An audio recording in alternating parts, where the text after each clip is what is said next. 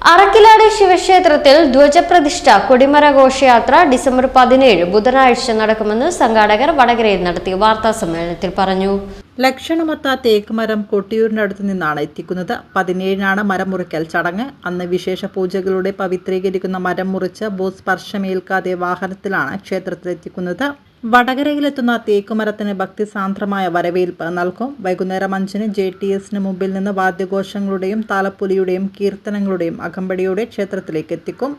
മരം ചെത്തിമിനുക്കി 3 മാസം എണ്ണത്തോണിയിലിടും. അതിനുശേഷമുള്ള ശുഭമുഹൂർത്തത്തിൽ ധ്വജപ്രതിഷ്ഠ നടത്തും.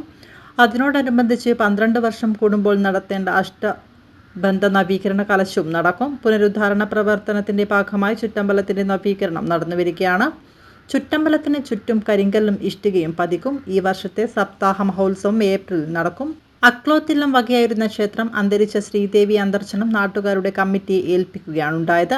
വാർത്താ സമ്മേളനത്തിൽ ക്ഷേത്രം ഭരണസമിതി president PP Damodaran, general secretary NK Viswanathan, secretary doctor A Bhaskaran, Anil എന്നിവർ പങ്കെടുത്തു. അറക്കിലാട് ശിവക്ഷേത്രത്തിന്റെ പുനരുദ്ധാരണ പ്രവർത്തനത്തോടനുബന്ധിച്ച്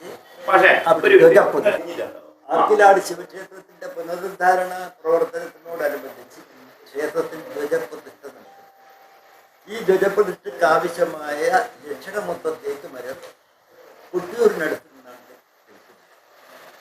17-ാം തീയതിയുള്ള മുഹൂർത്തത്തിൽ എല്ലാ പ്രകൃതി ശക്തികൾക്കുള്ള പൂജ ചെയ്തതിനു ശേഷം മാത്രമേ മരം മുറിച്ചിട്ട് നിലം തൊടാതെ അത് വൈകുന്നേരം 5 മണിക്ക് JTSന്റെ അടുത്തുള്ള സ്ഥലം അവിടെ നിന്നാണ് ഇതിന് സ്വീകരണം നടത്തുന്നത്. ആ സ്വീകരണം എന്ന് പറയുന്നത് അവിടെ നമ്മൾ വൈകുന്നേരം 5 മണിക്ക് എത്തുന്നതിന് പിന്നെ താലപ്പൊലി കീർത്തനങ്ങളും വാദ്യഘോഷങ്ങളോടെ സ്വീകരിച്ച് കൊണ്ടുപോകും. ഇത് പോകുന്ന വഴിക്ക് എല്ലാ സ്വീകരണം ഉണ്ടാകും. ഇതിൻ്റെ അടുത്തുള്ള എല്ലാ അമ്പലങ്ങളുടെയും സമ്മതവും അനുഗ്രഹവും ഞങ്ങൾ വാങ്ങിയിട്ടുണ്ട്. അവരുടെ പ്രവൃത്തികൾ അവിടെ എത്തും എന്നാണ് പ്രതീക്ഷിക്കുന്നത്. അതിനുശേഷം അമ്പലത്തിൽ നിലം തൊടാതെ തന്നെ അവിടെ ഒരു ട്രെയിൻ നിലം തൊടാതെയാണ് അവിടെ അമ്പലത്തിൽ പിന്നീട് നടന്നത്. പിന്നീട് ഒരു 15-20 ദിവസം ഉണങ്ങാനുണ്ട്.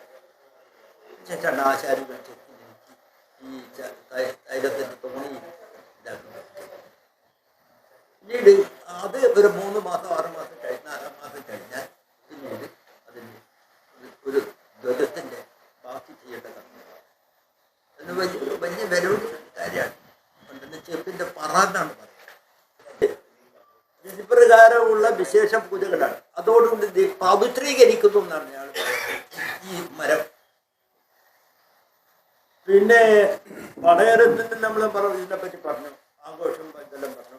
അവിടെ നടന്നു. ഞങ്ങൾ അവിടെ മരം മുറിക്കുന്നതിന് മുന്നോടിയായിട്ട് നടത്തിയ മരത്തോടും പഞ്ചഭൂതങ്ങളോടും ചെറു കീടങ്ങളടക്കമുള്ള